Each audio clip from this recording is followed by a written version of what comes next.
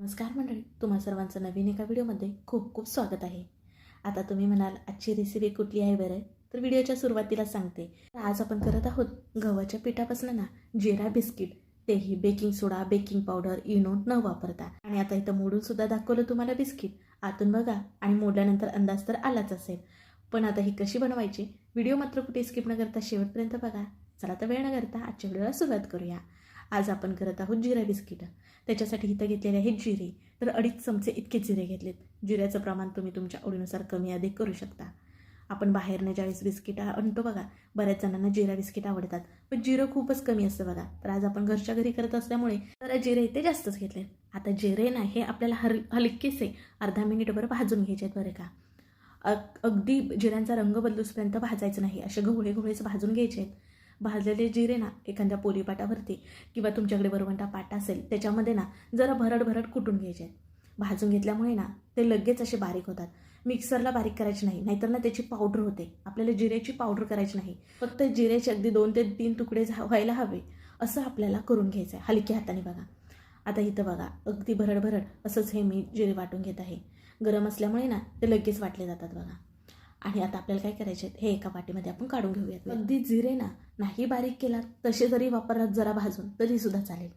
आता आपण पिठी साखर करणार आहोत. त्याच्यासाठी मिक्सर जारमध्ये बघा आपली मोठी साखर जी असते ती घालून घेतली आणि एकदा वाटून घेतली. इथं झाली आपली ही पिठी साखर तयार.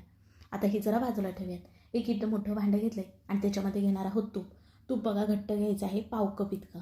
आपल्याला पुन्हा तूप लागलं तर आपण पुढे वापरणारच आहोत. सुरुवातीला पाव कप इतकं तूप घेतलंय. आता ह्याच्यामध्ये आपण जी वाटलेली साखर होती बारीक केलेली, म्हणजेच की पिठी साखर, ती घालून घेणार आहोत. आपण जी बिस्किटं करत आहोत ती जिरा बिस्किटं करत आहोत बघा. गोडीला जरा कमीच असतात, त्याच्यामुळे नाही तर साखरेचं प्रमाण हे मी कमी घेतलेलं आहे. पाव कप इतकं तूप आणि पाव कप इतके पिठी साखर घातले बघा. आता दोन्ही ना आपल्याला मिक्सरच्या मदतीने छान प्रकारे फेटून घ्यायचं आहे बघा. आता तुम्ही म्हणाल रंग बदलूसपर्यंत फेटायचं वगैरे का, तर बिलकुल नाही, फक्त दोन्हीचा एकजीव करायचा आहे, इतपतच फेटायचं आहे. साखरेमध्ये छान प्रकारे तूप मिसळायला हवं का नाही म्हणून.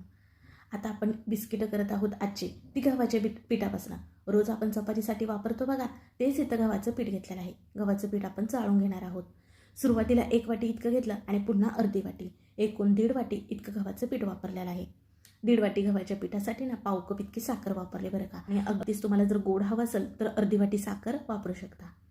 आता आपल्याला बघा ह्याच्यामध्ये घालायचे जे भरड वाटलेले होते ना ते जिरे.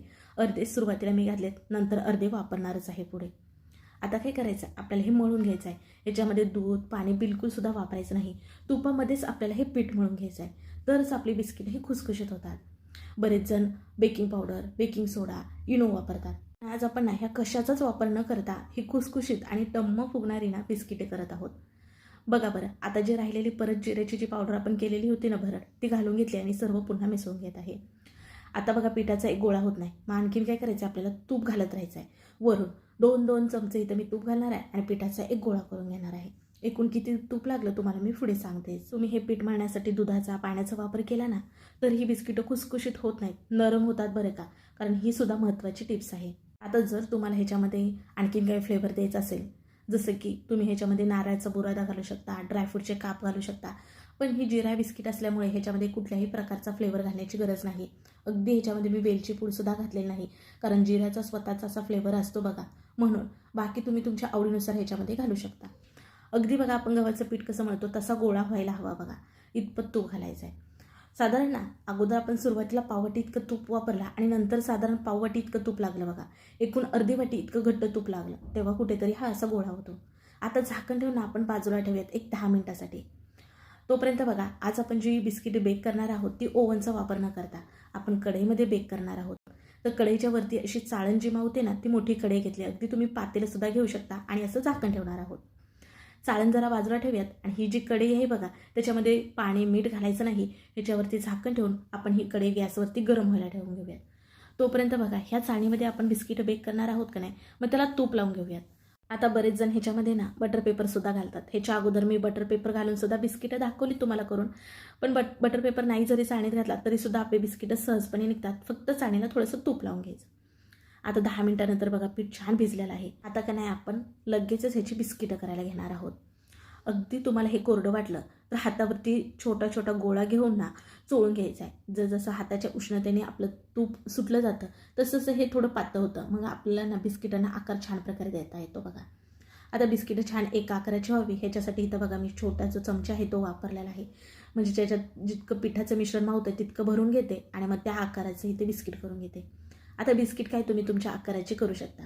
इथं बघा मी एक गोळा घेतला, हातावरती छान चपटी जशी पुरी करतो तशी करून घेतली आणि चौकोनी आकाराचं बिस्किट करून घेतलं. चाकोनी कडा ज्या आहेत त्याच्या कापून घेतल्या म्हणजे आकार छान येतो. जशी बिस्किट तयार होतील तसतशी आता ह्या चाळणीला तूप लावलेलं आहे की नाही त्याच्यामध्ये आपण ठेवून घेऊयात. आणि आज वेगळी म्हणजे आपण पहिल्यांदाच ही बिस्किटं ट्राय केली ती म्हणजे जिरा बिस्किटं. खरंच खूप छान होतात बरं का. त्यांना बघा मधल्या वेळेस काहीतरी खायला हवं असतं चटरपटर. अगदी बाहेरची बिस्किटं न देताना तुम्ही घरच्या घरी अशी पौष्टिक बिस्किटं बनवू शकता. ही मी मुलांसाठी बिस्किटं करत असल्यामुळे गव्हाच्या पिठाचे केलीत बरं का. अगदी तुम्ही इथं अर्धा मैदा अर्धा गव्हाचं पीठ घेऊ शकता किंवा अगदी तुम्ही मैद्याची बिस्किटं केलात तरीसुद्धा चालेल. मग मुलांसाठी ना मैदा खाणं तितकंसं योग्य नाही म्हणून इथं मी गव्हाची पिठाची बिस्किट केली. नेहमी माझा हाच प्रयत्न असतो की घरच्या साहित्यामध्ये रेसिपी आपली तयार व्हावी, साधी सोपी असावी आणि पौष्टिक असावी. आता बघा इथं मी तुम्हाला एक गोलाकाराचं बिस्किटसुद्धा करून दाखवला आणि त्याच्यावरती ना अशा चाकूनी खचा करून घेतला. ते सुद्धा बिस्किट छान दिसतंय आणि अगदी चौकोनी आकाराचं बिस्किट होतं ना त्यालासुद्धा अशा खचा करून घेतला. म्हणजे कसं तुम्हाला कुठल्या डिझाईनचे बिस्किट आवडतात त्या डिझाईनमध्ये करू शकता आणि हे बेक झाल्यानंतर तर तुम्हाला कळणारच आहे कुठली बिस्किटं छान दिसतात. आता चाळणीमध्ये जितकी मावतात तितकी बिस्किटं इथं बघा बसवून घेतलेली आहेत. पण दोन्ही बिस्किटामध्ये थोडीशी गॅप ठेवायची कारण ही बिस्किट आपली बेक झाल्यामुळे ना थोडीशी फुलतात. मग ती एकमेकांना चिटकून बसायला नको का नाही म्हणून अशी थोडी गॅप ठेवायची. आता बघा जी काही अर्धी बिस्किट आहेत त्यांना मी इथं वरून थोडंसं दूध लावून घेते. कारणसुद्धा ह्याचं सांगते कारण ह्याच्यावरती ना मी जरा जिरे लावून घेणार आहे. हे जिरे भाजलेलेच आहेत बरं का. असं वरून ब्रशने आपण दूध लावल्यामुळे का नाही हे जे वरून आपण जिरे लावत आहोत का नाही ते चिटकून बसतात म्हणून लावत आहे. अगदी तुम्ही वरून जिरे नाही लावलात तरीसुद्धा चालेल कारण आपण ऑलरेडी अगोदरसुद्धा जिरे भरपूर वापरलेत. पुन्हा हलक्या हाताने असं दाबून घेणार आहोत म्हणजे जिरे चिटकून बसेल. अर्ध्याच बिस्किटांना इथं बघा मी जिरे लावलेले आहेत, अर्ध्या बिस्किटांना लावलेले नाहीत. आता चला आता आपण ही बिस्किटं बेक करणार आहोत. कढई अगोदरच गरम करायला ठेवली होती का नाही तर मध्यभागी ही अशी आपण चाळण नेऊन ठेवणार आहोत. ह्याच्यावरती झाकण ठेवूयात. वजनदार काहीतरी आपल्याला ठेवायचं आहे आणि खाली गॅस मात्र बारीकच ठेवायचा आहे. आता एकूण किती मिनिटानंतर पाहणार आहे तुम्हाला मी पुढे सांगते. तोपर्यंत बघा आपला आणखीन एवढं पीठ उरलं का नाही मग ह्याचीसुद्धा मी बिस्किटं करून घेत आहे फटाफट. म्हणजे गॅसच्या बाजूच्या आचेवरती ना ही सुद्धा बिस्किटं होते. आता इथं नाही मी गोलाकार बिस्किटं करून घेत आहे बघा. अगदी तुम्हाला हे पीठ कोरडं वाटलं खूपच तर आणखीन 1 किंवा 2 चमचे तूप घाला आणि मळून घ्या. छान आणखीन सैलसर असं हे पीठ होतं बरं का. बघा छान गोलाकार बिस्किट करून घेऊन अशा चाकूनी खसा करायच्या म्हणजे दिसायला बिस्किट हे खूप छान दिसतं बरं का. किंवा अगदी प्लेन बिस्किट ठेवलात ना तरीसुद्धा चालेल किंवा आणखीन कुठली डिझाईन आवडत असेल ती डिझाईन करू शकता. एक एक करून सर्व इथं बिस्किट करून घेतलेत बघा. आणखीन इथं 7 इतकी आपली ही बिस्किटं झालीत. आता गॅसच्या दुसऱ्या बाजूला मी कढई गरम व्हायला ठेवले त्याच्यावरती ही चाळण ठेवून झाकण ठेवणार आहे. आता बघा ही बिस्किटं ना मी 20 मिनिटानंतर पाहत आहे आपण अगोदर ठेवलेली. आता ही बिस्किटं बेक झालीत कसं ओळखायचं माहिती आहे का. तुम्हाला कडा इथं लाल झालेले दिसत असतील बघा म्हणजे छान प्रकारे बेक झालीत ही बिस्किटं समजायची. बिस्किटांना रंगसुद्धा खूप छान आला आहे. मग गॅस बंद करायचा. एकूण नाही तर मी 20 मिनिटानंतर ही बिस्किटं पाहिलीत बघा म्हणजे 20 मिनिटानंतर ही बिस्किट आपली बेक झाली. तुम्हाला वेळ थोडासा कमी अधिक लागू शकतो कारण तुम्ही खाली कढई जी वापरली ती किती जाड किती पातळ हवी ह्याच्यावर अवलंबून आहे. शिवाय बिस्किटं इथं बघा मी ही पातळ केली होती त्यामुळे ना ही लवकर बेक झाली. अगदी तुम्ही जाड बिस्किटं केलात तर बेक व्हायला मात्र वेळ लागतो बरं का. आता बघा ही चाळण मी थंड करून घेतली मगच ह्याच्यातली बिस्किटं बाहेर काढलीत बघा. गरम असताना तुम्ही सोडवायला गेलात तर मधीतनंच बिस्किटं तुटली जातील. गरम असताना ही बिस्किटं तुम्हाला थोडीशी नरम वाटतात पण जशी थंड होतील ना तशी ही छान खुसखुशीत होतात. वाव बघू शकता खालून रंग बघा वरून रंग बघा आणि किती सुंदर दिसतात. त्याच्यापेक्षा बघा आता इथं मोडल्यानंतर तुम्हाला अंदाज आलाच असेल किती खुसखुशीत आतून बघा जाळीदार कुठलाही आता बघा आपण दुसऱ्या चाळणीमध्ये जी बिस्किटं ठेवली होती ती सुद्धा छान फुललीत. तुम्हाला इथं बघा बघून अंदाज येतच असेल टमटमीत फुललीत बघा आणि ही सुद्धा कडेने रंग आला की समजायचं आपली बिस्किटं बेक झालीत. तुम्हाला एवढी भारी रेसिपी दिलेली आहे जिरा बिस्किटीची. अगदी साहित्यसुद्धा 2 ते 3च वापरलेलं आहे बघा घरात असणारं.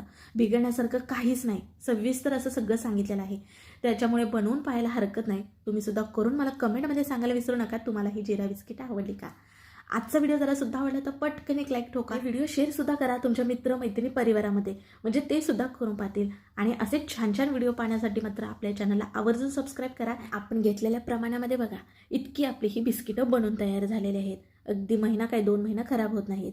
चला मग पुन्हा भेटू अशा नवीन एका रेसिपीमध्ये.